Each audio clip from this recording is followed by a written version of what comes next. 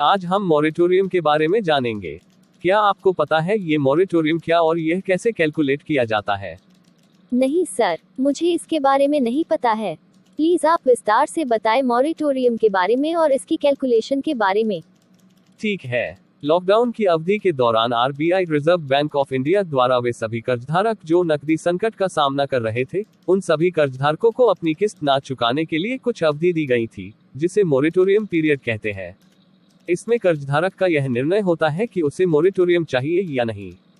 Moratorium period का अर्थ यह नहीं है कि उस कर्जधारक की किस्तें माफ या कम कर दी हो। इसके साथ साथ उन सभी क्रेडिट की जानकारी रखने वाली कंपनियों को यह सुनिश्चित करने को कहा कि किस्त नहीं चुकाने का असर कर्जधारक के क्रेडिट स्कोर पर ना पड़े। ध्यान रहे, जिस भी कर्जधारक द्वारा मोरेटोरियम लिया गया है उस कर्जधारक का लोन टेन्योर बढ़ जाता है, लेकिन इंश्योरेंस कवर सिर्फ लोन टेन्योर तक ही कवर होता है, ना कि उस बढ़े हुए लोन टेन्योर तक। इसे हम एक उदाहरण से समझते हैं। इसमें हम जो उदाहरण लेंगे वह एमबीएल क्लाइंट का लेंगे। उदाहरण के तौर पे यह एक एमबीएल क्लाइंट है जिसने अपनी शुरुआत की 2 किस्तें समय पे की और उसने बाद में 2 महीने की किस्तों के लिए मॉरिटोरियम दिया। यहाँ पर जो तीसरी और चौथी किस्त है, यह इस क्लाइंट ने मॉरिटोरियम लिया है।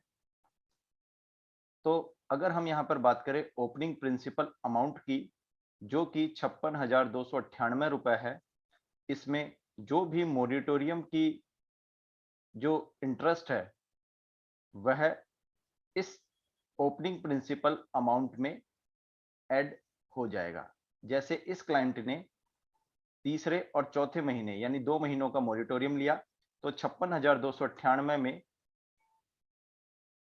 1,476 प्लस चौथी किस्त का जो 1,515 रुपए जो इंटरेस्ट है, यह दोनों इस 56,298 जो ओपनिंग प्रिंसिपल है इसमें ऐड हो जाएंगे।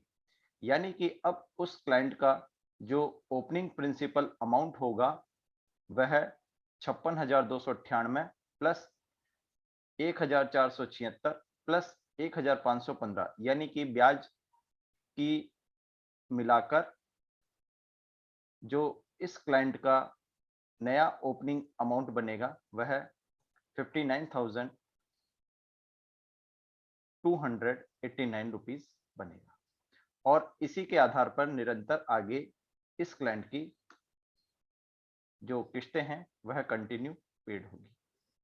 इसमें एक बात ध्यान रखिएगा कि मॉरिटोरियम लेने के पश्चात जो ओपनिंग प्रिंसिपल अमाउंट क्लाइंट को चुकाना होगा वह 59,289 रुपए होगा।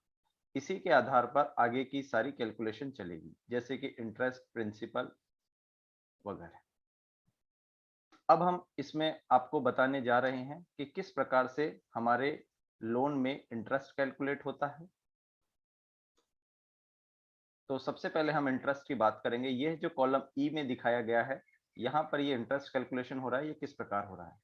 इसके लिए हम आपको यह बताना चाहेंगे कि जो भी मूलधन है यानी ओपनिंग प्रिंसिपल अमाउंट है, इसमें जो भी ब्याज दर है यानी कि opening principal amount multiplied by जो इंटरेस्ट रेट है एंड डिवाइडेड बाय 100, एंड जो भी इसका टोटल आएगा उसे लास्ट में 12 से डिवाइड करना होगा।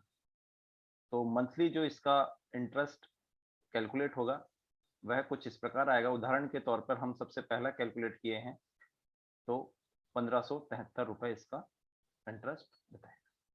तो यह इस आधार पे ब्याज कैलकुलेट किया गया है। इसी प्रकार निरंतर इसके सारे आगे के जो इंटरेस्ट है वह कैलकुलेट किया जाता है।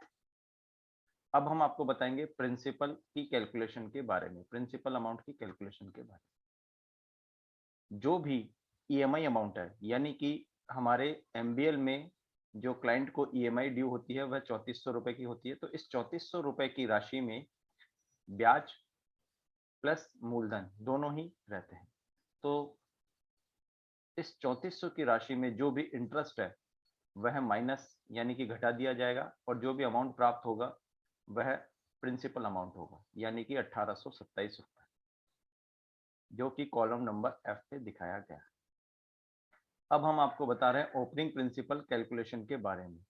इसमें जो भी पिछले महीने का जो ओपनिंग प्रिंसिपल अमाउंट है, उसमें यदि आप पिछले महीने का जो प्रिंसिपल अमाउंट है वो लेस कर देंगे, तो क्लाइंट का जो नया ओपनिंग प्रिंसिपल अमाउंट है वह आपको कॉलम नंबर सी के रूप में दिखाई देगा।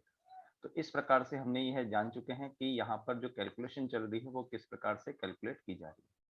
अब यदि क्लाइंट ने मॉरिटोरियम लिया है तो इसमें एक विशेष बात ध्यान रखने की है कि जो सबसे अंतिम ईएमआई होती है वह किस रूप से कैलकुलेट होती है। इस ध्यान रखिएगा कि ये जो स्टेप है हम कंटिन्यू फॉलो करेंगे और जब तक ओपनिंग प्रिंसिपल अमाउंट जीरो नहीं हो जाता तब तक इसकी 3400 रुपए की बराबर किस्तें कैलकुलेट होती रहेगी और अंतिम ईएमआई बनेगी जो भी इस क्लाइंट का ओपनिंग प्रिंसिपल अमाउंट है वो प्लस उसमें जो भी ब्याज जुड़ेगा, ये दोनों अमाउंट मिलके उस क्लाइंट की सबसे अंतिम ईएमआई बनेगी। धन्यवाद।